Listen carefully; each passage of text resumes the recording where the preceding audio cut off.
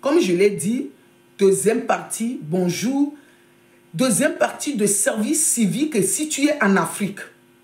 Ah oui, tu vas me dire, mais service civique n'est pas en Afrique. Il y a quelque chose que je n'avais pas dit tout à l'heure. Service civique, c'est de 16 ans à 25 ans. Quand la personne a des problèmes de situation d'handicap, ça peut aller jusqu'à 30 ans. Mais après ça, même si tu as 30 ans, il y a un autre dispositif aussi que tu peux avoir aussi, que je n'avais pas dit dans le premier.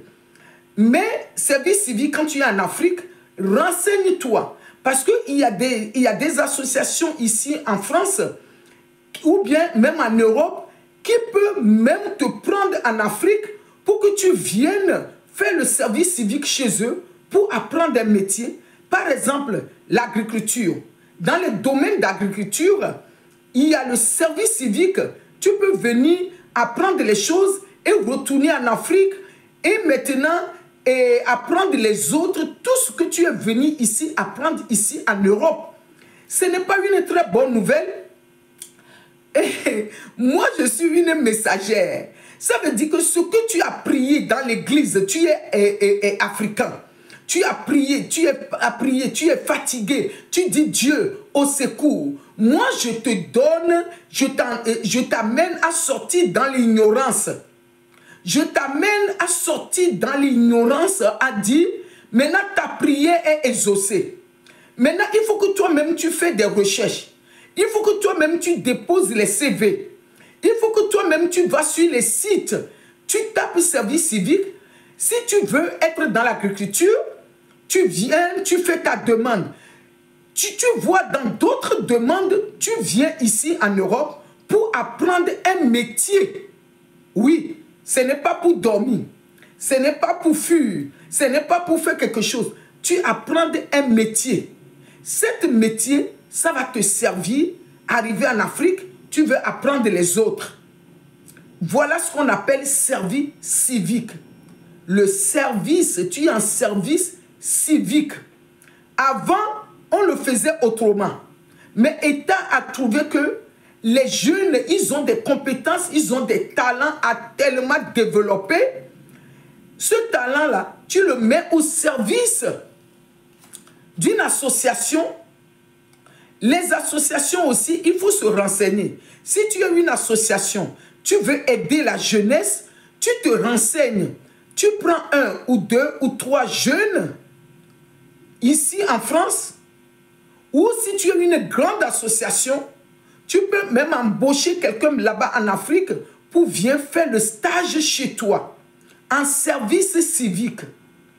Je sais que ça se fait dans l'agriculture et dans toutes ces zones-là, c'est possible.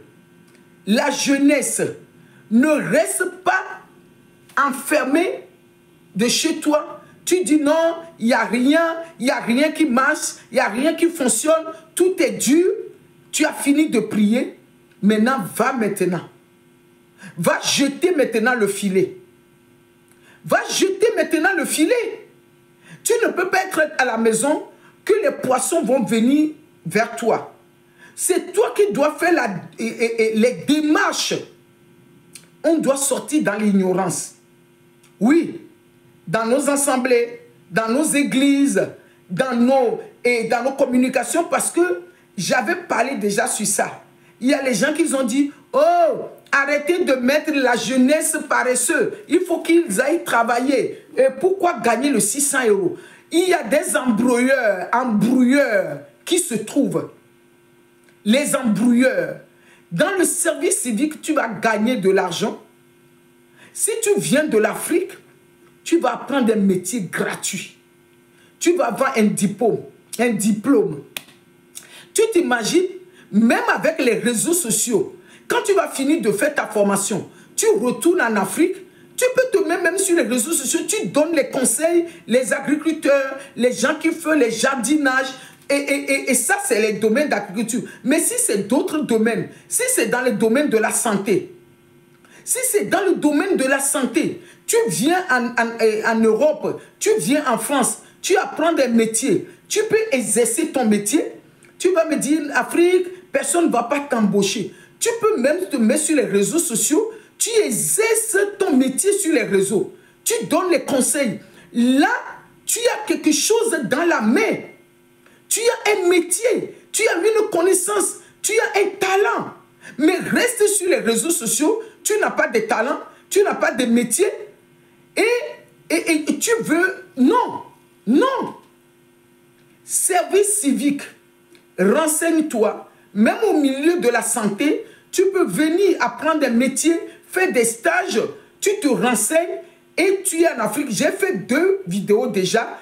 Un pour les gens qui sont en France.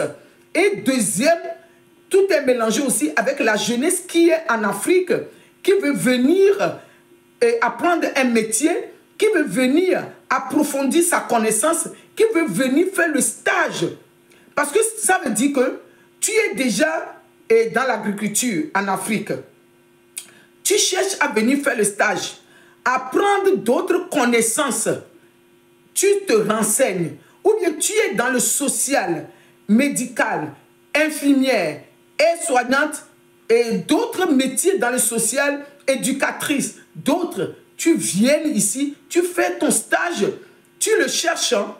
Agriculture, je sais que ça existe. Il y a plein de gens qui viennent de l'Afrique, qui sont venus de l'Afrique, qu'ils ont fait dans les milieux agricoles. Tu te renseignes. Ne reste pas là.